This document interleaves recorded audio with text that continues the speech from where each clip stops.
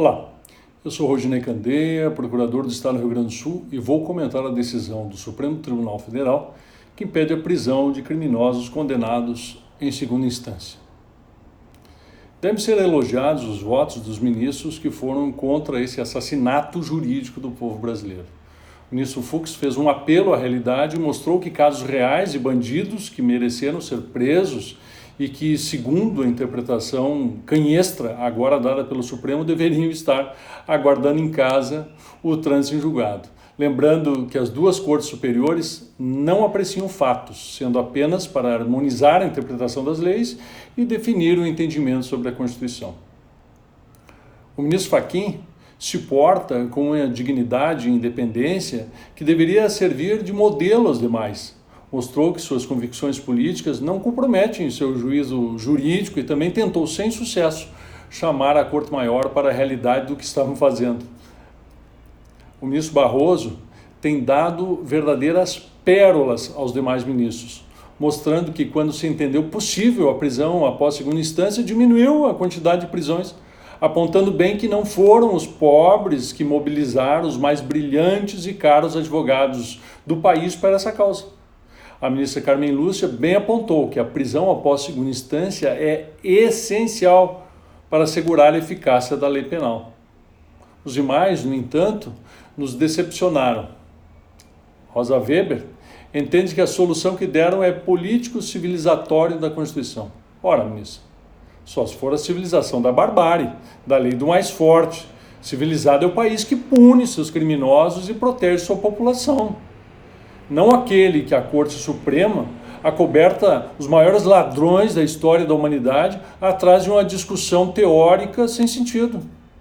Lewandowski, ex-advogado da quadrilha petista, votou pela salvaguarda do cidadão, justamente quem ele deixa vulnerável ao proteger os criminosos.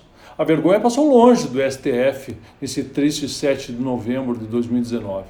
Já Marco Aurélio, você é minha maior decepção. Nunca enxerguei vínculo pessoal seu com criminosos. Me passou a nítida impressão que você decidiu dessa forma apenas para alimentar a vaidade de ser diferente e impor sua vontade ao Brasil inteiro. Disse que ninguém poderá receber de volta a liberdade perdida.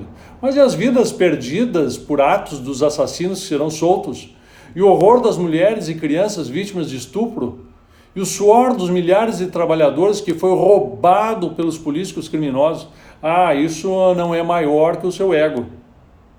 Gilmar Mendes, que mudou de lado como catavento quando o vento da moralidade chegou na sua vizinhança, disse que a Constituição impede que o criminoso seja considerado culpado após o trânsito em julgado, considerando que houve mau uso das execuções provisórias após a decisão do STF de 2016. Claro, no Brasil sempre foi de mau gosto prender os ricos e poderosos. É mau uso a prisão dos criminosos de colarinho branco como os que soltou ao longo dos últimos tempos.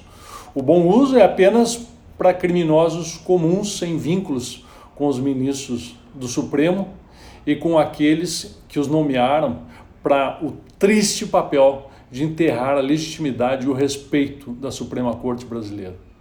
Gilmar visou atingir a Operação Lava Jato, que nos elevou a outro padrão ético de nação. Agora voltamos à escória do mundo, pátria da impunidade e do vale-tudo das elites delinquentes. Confesso que me surpreendi pela posição do ministro Celso de Mello, por quem tinha extrema consideração. No rastro de Gilmar mostrou-se o estupor com a possibilidade de que os assaltantes da nação fossem presos pela Lava Jato, em retórica rebuscada, mas completamente vazia de conteúdo. Por Toffoli, advogado-geral de Lula, 500 mil presos podem ser soltos para justificar a liberdade do maior criminoso da história desse país. Cumpriu o papel para o qual foi colocado no Supremo e cumpriu-se a sábia frase de Aparício Torelli, o Barão de Tararé. De onde menos se espera que saia alguma coisa, dali é que não sai nada mesmo.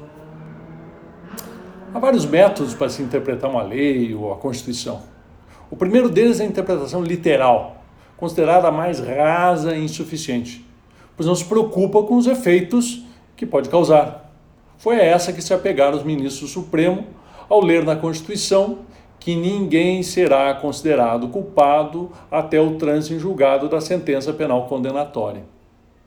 A interpretação mais apropriada é a que busca entender e atingir a finalidade da lei. Essa deveria ter sido prestigiada pelos Supremos Ministros, pois o que se espera do STF é que colabore para a paz social, a garantia dos direitos fundamentais, dos quais a vida e a propriedade são os mais importantes. Na ponderação entre os interesses dos cidadãos de bem, cumpridores da lei, e o interesse dos criminosos, Gilmar, Marco Aurélio, Celso de Mello, Lewandowski, Rosa Weber e Toffoli fizeram propositadamente a escolha errada. Qualquer argumentação jurídica para sustentar essa posição é mero artifício de retórica para sustentar o insustentável absurdo que filmaram. Jogaram toda a sociedade brasileira à mercê dos criminosos, daqueles que roubaram a nação e dos bandidos comuns, que matam, estupram e roubam os cidadãos de bem. É um dia de luto para a justiça e para o Brasil. Que Deus nos proteja.